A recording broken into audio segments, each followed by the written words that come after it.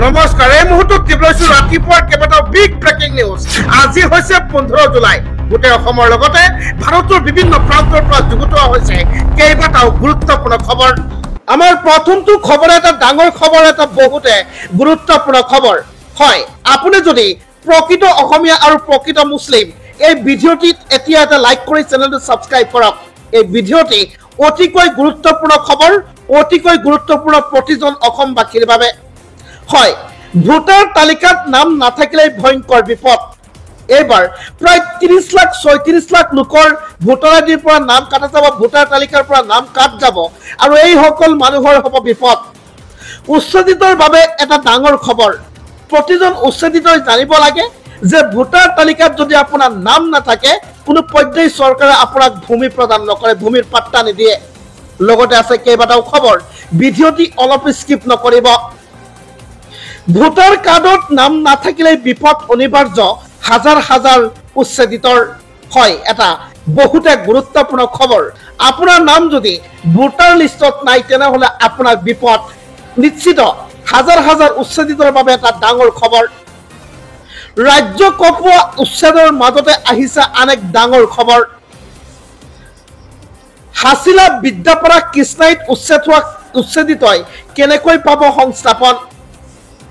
গোৱালপাৰা জিলাত ভোটাৰ তালিকাত নাম নথকা লোকে নাপাব চৰকাৰী সংস্থাপন।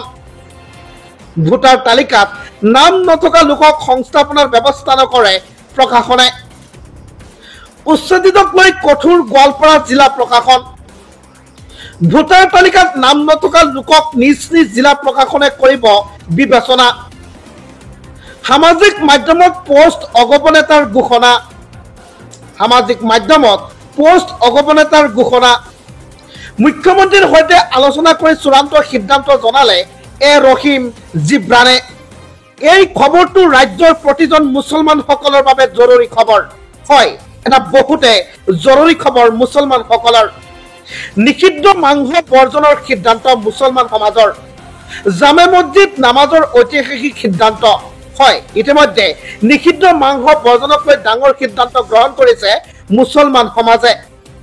জামে মছজিদত নামাজৰ পিছতেই এই ঐতিহাসিক সিদ্ধান্ত গ্ৰহণ কৰে মুছলমান সমাজে।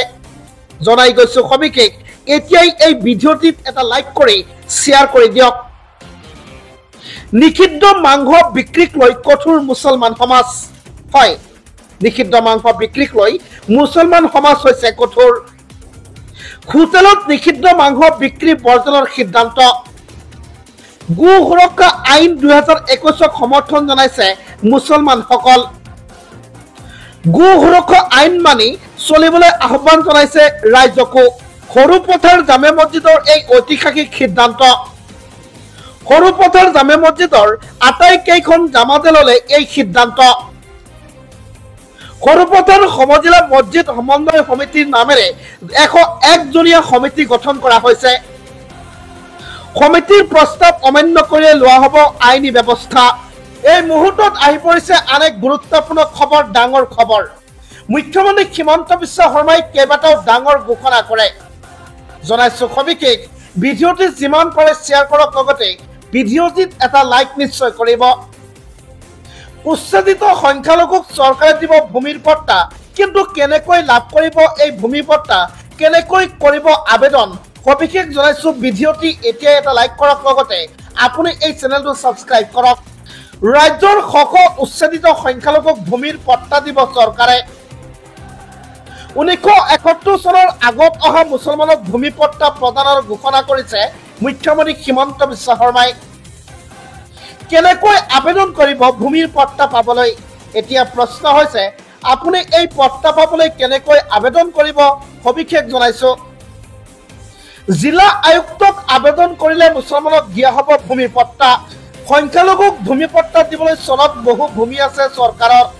গৰাখহনীয়াৰ বাবে ঘৰ হেৰুৱাই 200 বিঘা মাটি দখল কৰিব নোৱাৰিব সংখ্যালঘু মুছলমানে। ৰাজ্যত চলি থকা উচ্ছেদৰ মাজতে মুখ্যমন্ত্ৰী হিমন্ত বিশ্ব শৰ্মাৰ এই ডাঙৰ ঘোষণা। ৰাজ্যৰ শ উচ্ছেদিত সংখ্যালঘুক ভূমিৰ পট্টা দিবলৈ সাজু হৈছে অসম চৰকাৰ। 1971 চনৰ আগত অহা প্ৰতিজন মুছলমানক ভূমি পট্টা প্ৰদান কৰিব মুখ্যমন্ত্ৰী হিমন্ত বিশ্ব শৰ্মাৰ এই ডাঙৰ ঘোষণা